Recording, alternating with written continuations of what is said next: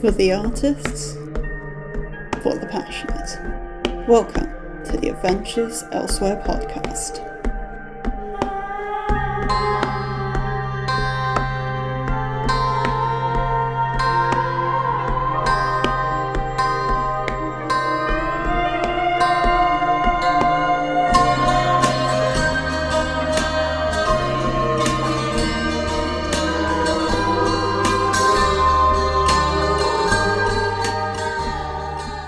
Alright, hello everyone and welcome back to the Adventures Elsewhere podcast, or welcome if it's your first time.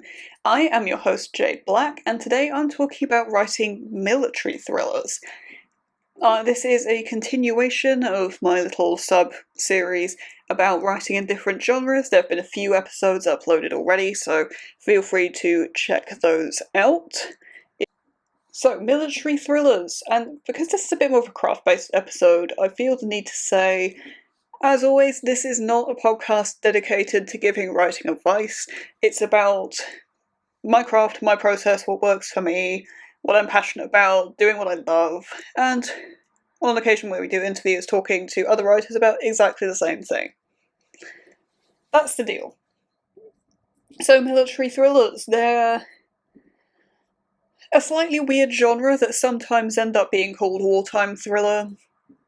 Honestly, I think it's kind of an illogical distinction because it's mainly the same thing. I mean, if you're writing about wartime from the perspective of a civilian, I sort of get it, but I'm not that bothered about the distinction.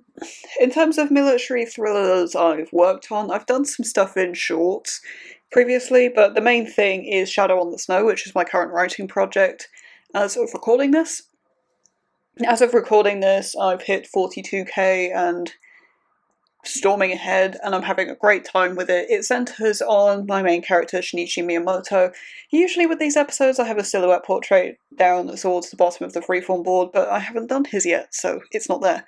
Military thrillers are quite a unique thriller subgenre, I feel.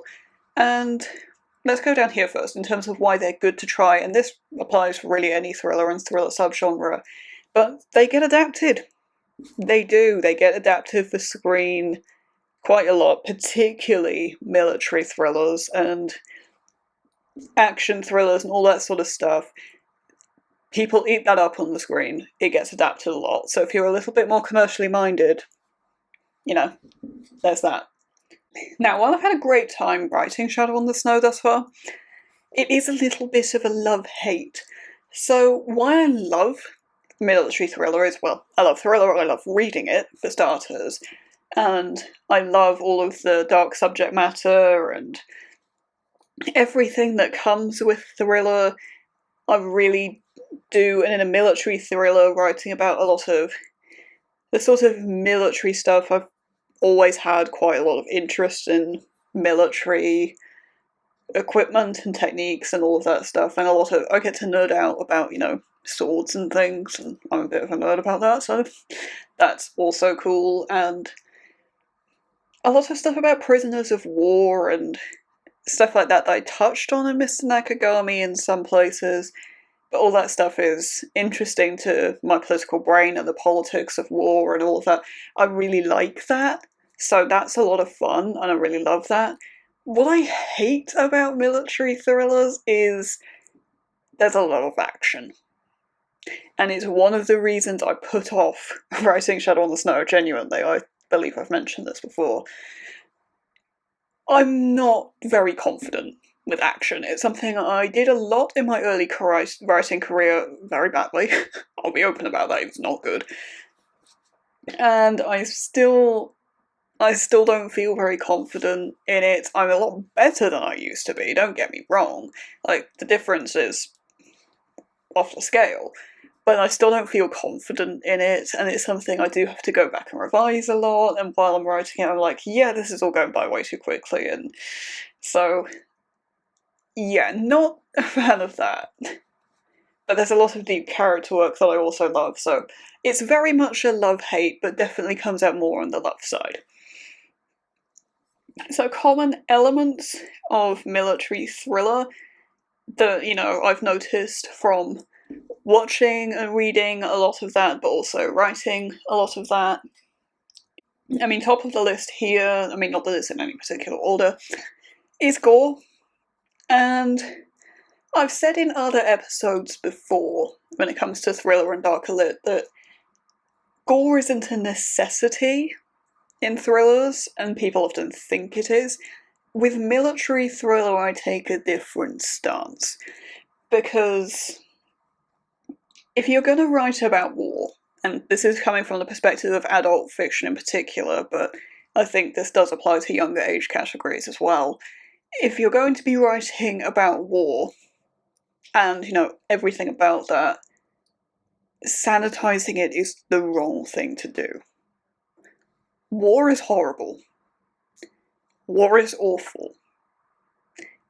And if you don't do all of that for proper justice, A, then that's not proper good thriller writing, and B, it's just distasteful, if you ask me, at least. Like, you need the gore and the violence and all of that to really hammer home how awful it is. And it's not necessarily even that the characters react to it, or maybe they do at first. Maybe it's one of those things that, they're one of the younger recruits and they're sent off to the front line, they see all this shit and they're horrified at first. But over the course of the book, they get desensitized. And, that is part of it. That is part of the whole beast, and it's horrible, and it's fucked up, and it's awful, but that's military thriller, and that's kind of the point. So if you just miss all that out, you're not doing your subject matter or your book justice. Another big one with military thrillers is the lose-lose situation. That constant air of just, no matter what you do, it's the wrong thing to do. And you don't see this, in my mind, as often as you should. Because in military thriller, a lot of the time, it's cut out to be very black and white, the good guys versus the bad guys. But that's not necessarily all that simple, and I'd like to see people play with that a little more, and even, yes, we may have won the war or be winning the war, but at what cost? And not enough people really delve into the depths of that enough, if you ask me. You also get into with this lose-lose situation because, war is inherently morally grey because, you're killing a lot of people. I mean, there is also towards, the end of wars and desperate times and desperate measures and things like that, the losing side will start to do things that are increasingly questionable. They'll send, people who are wetter behind the ears, younger soldiers and younger soldiers and younger and younger and younger. And then it's like, okay, but where do you draw the line here for the heroes? If the enemy is sending literal child soldiers, yes, obviously the enemy is bad for doing that, but you still have to realise that your heroes are potentially killing children here. And where's the line there? Can you really still call your heroes heroes if they're doing things like that? I think that's up to you.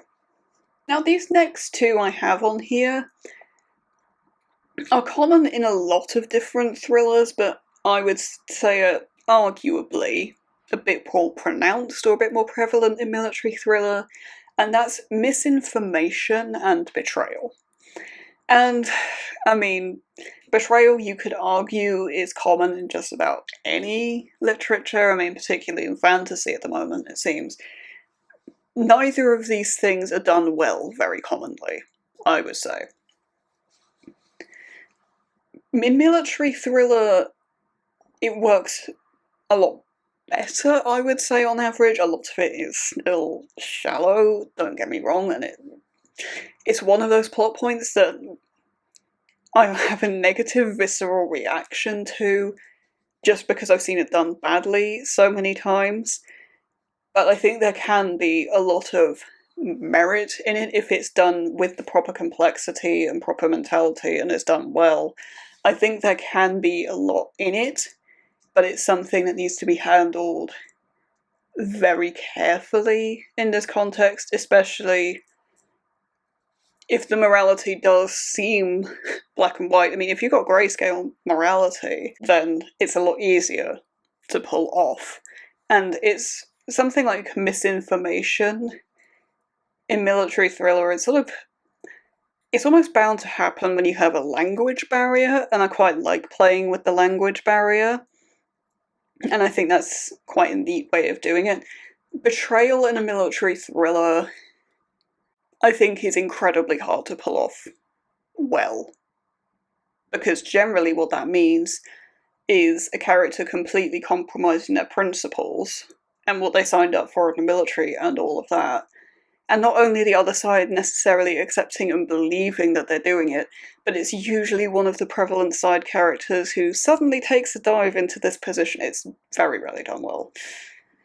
But enough about that. Another very, very common element in military thrillers that, again, is rarely done well is going rogue. You see this a lot in military thriller, and it's usually based off a very weak plot point, and it's usually just handled really badly as well, in the sense that, okay, you might have done this noble thing going rogue and have prevented X thing happening, but do you really think there are going to be no consequences just because you pulled X thing off? Yeah, no. That's not how it works. It's hard to talk about, oh, so-and-so goes rogue without it just reeking of overdone. I think it probably can still be done well. But personally, I mean, given I'm writing a military thriller set in an active war, I think that's different. If you're writing a military thriller set more in an espionage space, I think it can be done well and effectively. If you're writing an active war, I would probably just avoid that. And even so, it's a bit of a buzzword, but I would say it's one with a negative connotation these days. I think where I'm sort of trying to go with this is if you're having to rely on betrayal and or going rogue and or tenuous misinformation in a military thriller to keep it exciting, your premise is probably thin to begin with. And lastly, on the common elements list, and this is something that applies to every thriller, time crunch. You're on the clock in a thriller, that is kind of the point. In military thriller, this is exacerbated not so much by actual literal time, but by resources. It's a different sort of time crunch, where with political thriller, I talked about this in that episode in more detail, but it's very much time sensitive. We need to get this thing into the Senate at this time because this thing will have happened, but this won't yet, and that announcement hasn't been made yet, and it's very complicated that way. And that is about literal time. But with a military thriller, it's more time on the basis of statistics, almost, in the sense that, well, on average, we take 200 men into this battle, 200 soldiers, and 150 actually come back. We have, 2,000 soldiers here. We can only fight so many battles before, we are out of soldiers, or we're at a low enough number that we can't really defend our base properly, and the enemy over there, they have a lot more than us. So it's a lot more resource management based time crunch. It's quite strange to get your head around at first, but it's a very interesting, very fresh, unique take on it as a writer, and it's a lot of fun to think about and play with. So when it comes to the knowledge points I like to touch on with this, and I've talked about Know Thy Economics in the past, I think it's gonna come up with probably every genre. Know thy law. Know what your military ranks are, know who's in what position, and what the protocol is for, on-field promotions, and okay, well, the colonel's just suddenly died, someone needs to take his space, who's that gonna be? A lot of that, it might not necessarily be relevant at the beginning. I mean, I'm saying this as a pantser, of course. But as it becomes relevant, make sure you keep it consistent, because, or if it's not consistent and it's suddenly, oh wait, but you're lower rank and you're taking this position, you're going to have to justify the shit out of that, more than you would do in certain other fields, I would think, because the military is such a strictly hierarchical and skill-based system. Jumping ranks can look very, very weird. And this doesn't mean that in terms of ranks you're like, okay, well, the US military has it in this order. And a lot of people will whine about that, but in the real world, not all militaries work the same way. So, idiots gonna be idiots at the end of the day. It's a bit like the SZ debate. It's just accept that other people do things differently. Don't cut off the fun aspect of world building in that sense, because then you're just not having fun, and probably not your readers not either learning more about the world building and stuff behind that. That's something that a lot of people really like, so if you can do something that is interesting, is unique there, hell, go for it. Number 2, I would say, this is something I got wrong in the past. Know thy map. If you're going to be talking about, oh crap, we need to redeploy people over there like now, well, is that doable? Can you send for reinforcements when this thing is happening now? Can you do that? It's know thy map in terms of, again, it's in terms of resource management and the time crunch that plays into that is it possible to get from A to B in this time with all this equipment, carrying this equipment, hang on, even by the time they get there, how far progressed is this assault going to be? Are we going to have to back off? And it becomes a bit of a headache. Military thrillers are definitely a lot of mental gymnastics, a lot of headachey, and also just a lot of fun. I really enjoy thinking about this, and also knowing the actual physical terrain a bit more as well can do a lot here. So, with a lot of the shadow on the snow setting, a lot of that is forest, but a lot of that is also mountains. So it might be, only a 3-mile jaunt here to there, but it's over the other side of a mountain. So it's not that simple to just, get there. Or the alternative is, but what if there's a mountain pass somewhere, or a tunnel that, sometimes of year will freeze over, and other times be open, and weather patterns, and how that influences things, or is there a way where you could take the shallower gradient here and ski or snowboard down this much steeper gradient to get places in weird time, and you could have a lot of fun trying to figure out the logistics of that, and it all very much matters. I do love that. Yes, I love logistics. I'm a fun person. Invite me to your parties, please. I don't want to go. I would say number 3 is know thy characters, and this is because I've seen and read so many military thrillers where it's very plot driven and the characters feel paper thin, and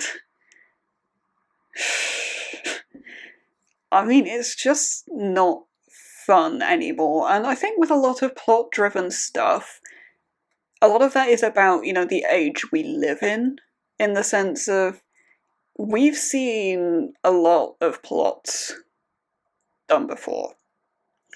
And that's not to say they're not fun to witness again, or have new takes on those. Absolutely not. That's still cool.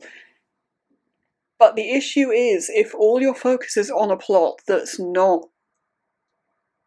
really innovative or really unique in some way, well, it's not going to feel exciting, it's going to feel stale, it's going to feel boring, and really, even if the plot ends up being, classic, sort of classic, not very innovative or whatever, if you've got really good characters to get invested in, that's the important thing. And with military thrillers, knowing one thing that's come up on page in Shadow on the Snow is how long it takes things to settle in.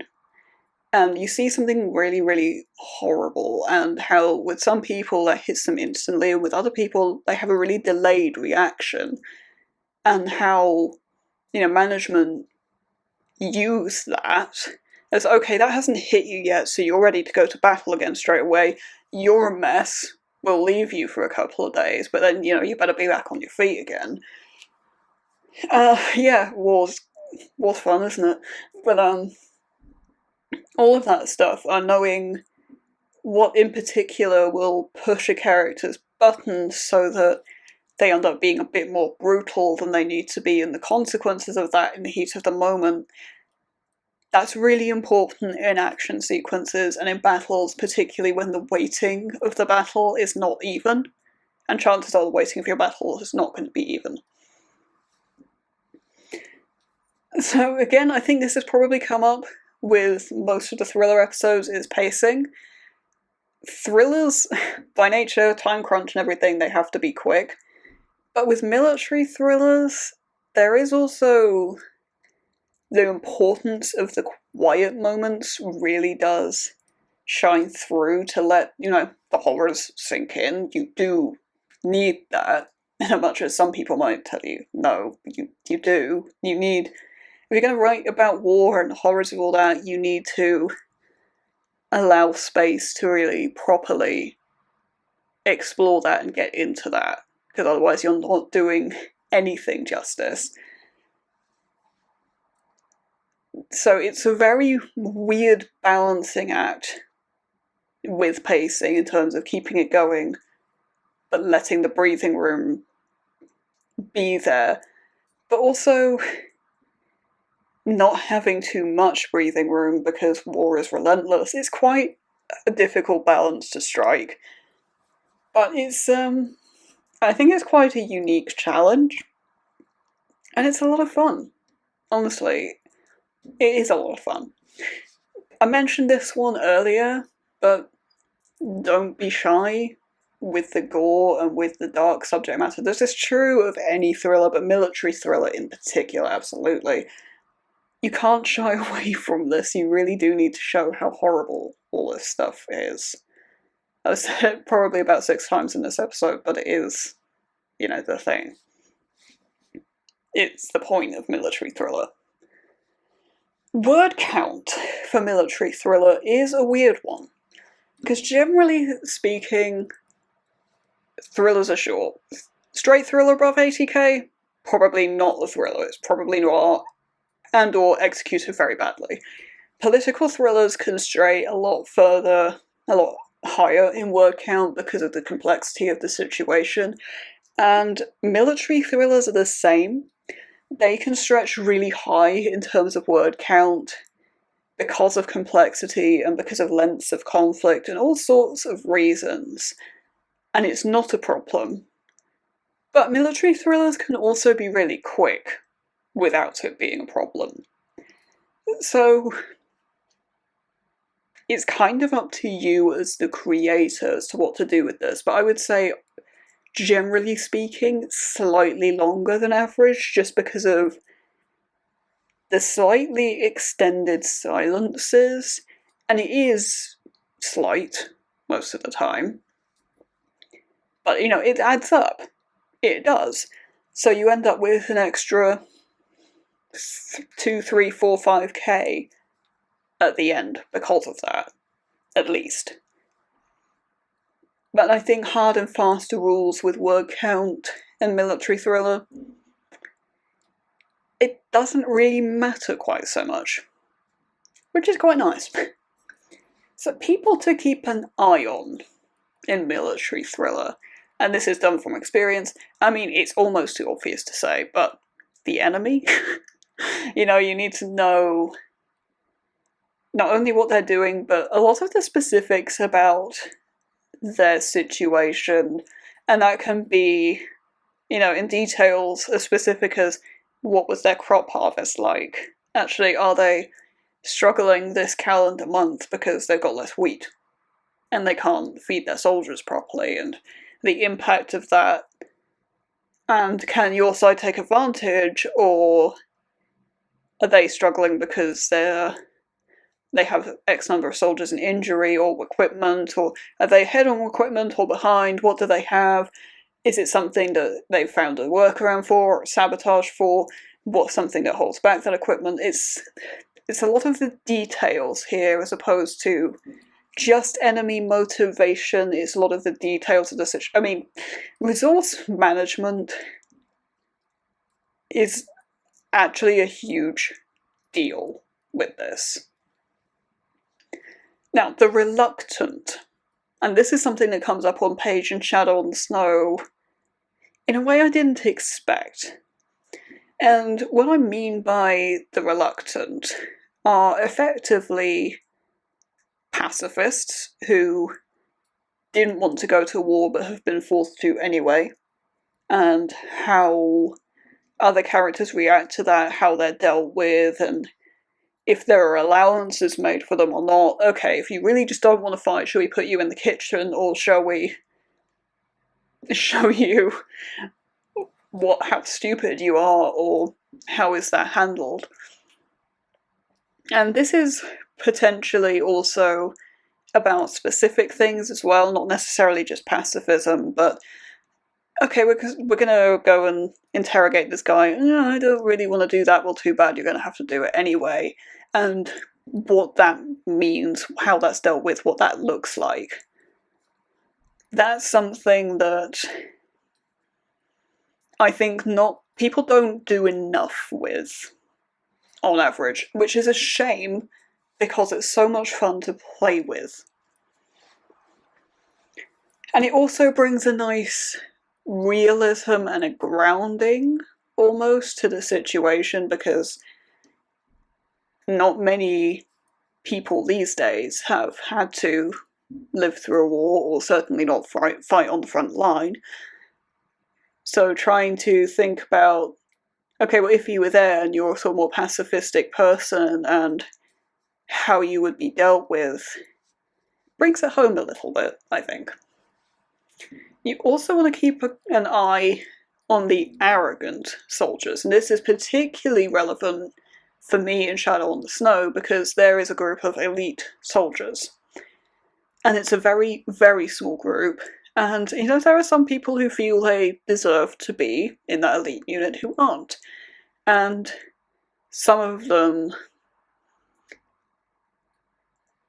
are willing to let go of their ego enough to sit down and think, right, well, I've got a job to do at the end of the day, so I'll do it. And others are more on the train of thought of, well, they're going to regret this decision, I'll show what I can do so they can see how wrong they were to exclude me from this.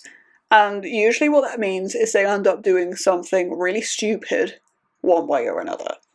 And there are going to be repercussions to that because actions have consequences, so keep an eye on those people because it's going to lead you to some interesting places, in my experience. And I think the big things with military thrillers, so coming towards the end of this, resource management, for sure, and how that impacts time crunch and characters, and on the enemy side too. I think the characters are also really, really important in making naturalistic decisions. I'll say this in any craft-based episode. Naturalistic decisions! Not just, the plot says this, so I'll make that decision because that's crap. And creativity, I would say, with military thrillers is a big one. Creative use of geography, creative use of resource management, creative strategy. That's how wars are won. at the end of the day is creativity and espionage and a lot of stuff like that. So I think that's about all I have for today. This is a longer episode than I was anticipating. Let's go on to a couple of housekeeping things at the end. If you've enjoyed this particular episode, if you're enjoying this series, the best way to know when the next one is coming is to subscribe, because, I mean, there is no schedule for this podcast. There are going to be a lot of episodes for this series. Some of them are going to be specifically different genres, some are going to be about different formats. So writing for games is one that's coming, or might have come already, who knows. So to make sure you don't miss an episode of the series, subscribing is the best way to do that. The second best way to do that, I would say, would be to go check out the home of the podcast on Instagram. I'm Jade_Black21 on there. You will get teaser reels in advance of the episode being uploaded, so that's like little sound bites and things like that. You'll also get advance notice of what the episode for the week is, and other things as and when I experiment with them. That's all on Instagram, Jade_Black21.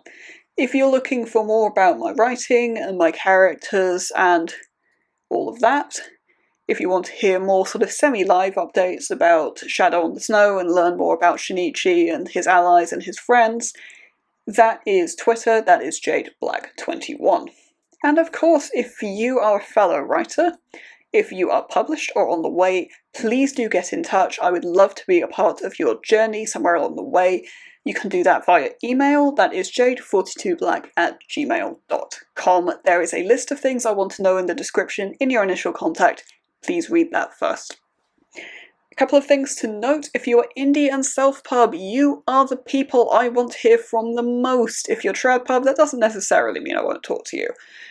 A couple of other things that you should be aware of: it doesn't have to be adult, it doesn't have to be a new release either, it also doesn't have to be out yet, it doesn't have to be a specific genre, it doesn't have to be a novel, it can't be a novella. I'd love to talk about novellas, or short story collections, or poetry, or overview of a trilogy, or whatever. Whatever you have, bring it in, let's see what we can do. But until next time, everyone, you have a wonderful rest of your day. Thank you for listening.